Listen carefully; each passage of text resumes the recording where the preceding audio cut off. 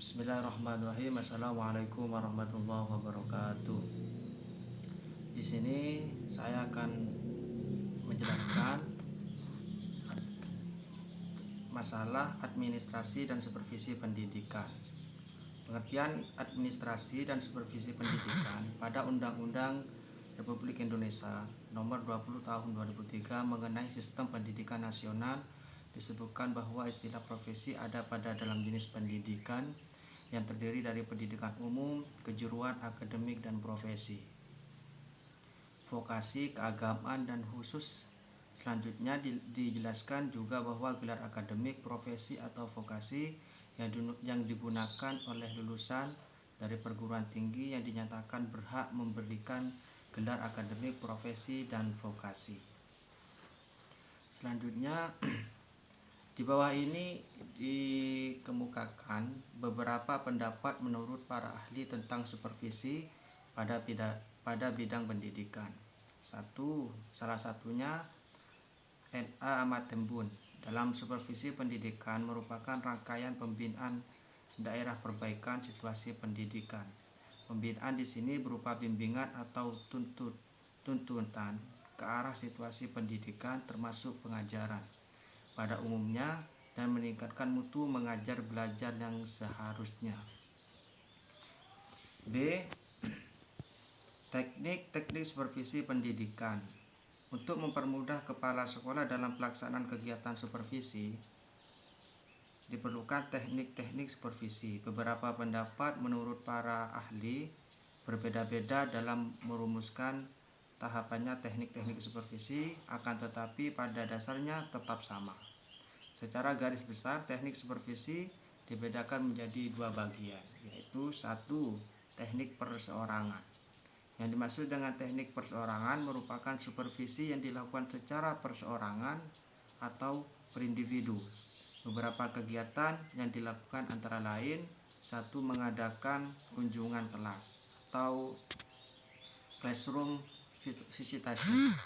Seorang kepala sekolah datang mengunjungi ke kelas untuk mengobservasi bagaimana guru mengajar, dengan kata lain untuk melihat apa kekurangan atau kelemahan yang sekiranya perlu diperbaiki untuk kedepannya. 2. Mengadakan kunjungan observasi.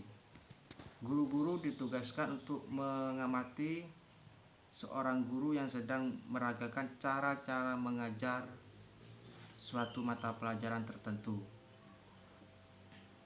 3. Membimbing guru tentang cara-cara mempelajari bagaimana pribadi siswa atau mengatasi permasalahan yang dialami oleh siswa.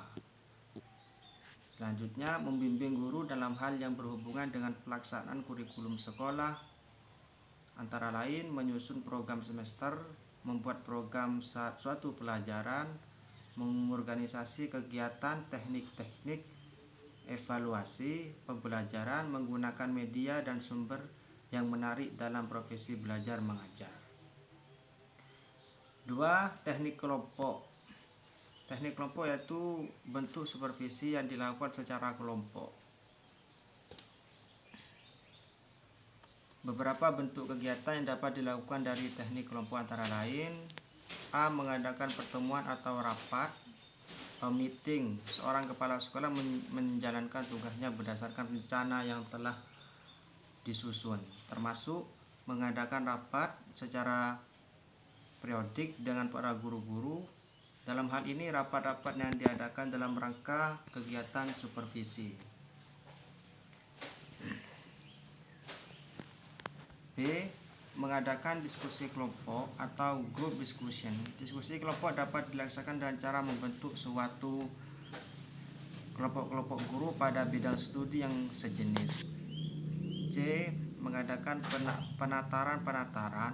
Teknik ini dilakukan dengan cara melalui penataran, misalnya penataran untuk tiap guru bidang studi tertentu, mengingat bahwa penataran pada umumnya diselenggarakan oleh pusat atau wilayah. Maka tugas orang kepala sekolah adalah mengelola dan membimbing pelaksanaan tindak lanjut atau follow up dari hasil penataran tersebut. C. Metode supervisi pendidikan. Ada dua metode supervisi pendidikan yang dapat dilakukan untuk dapat mencapai tujuan pada supervisi pendidikan. Satu, metode langsung. Bila seorang supervisor menghadapi orang-orang yang disupervisi tanpa perantara atau media, maka dikatakan bahwasanya dia menggunakan metode langsung, baik dilakukan secara individu maupun kelompok, misalnya konsultasi pribadi atau kelompok, pertemuan guru bidang studi dan sebagainya. Dua, metode tak langsung, atau bila seorang supervisor menghadapi orang-orang yang disupervisi menggunakan alat benda perantara dalam melaksanakan supervisi, maka hal tersebut dengan metode supervisi tidak langsung, misalkan dengan menggunakan media berupa papan pengumuman, handphone, telepon, email, dan sebagainya. Baiklah, sekian dari saya. Wassalamualaikum warahmatullahi wabarakatuh.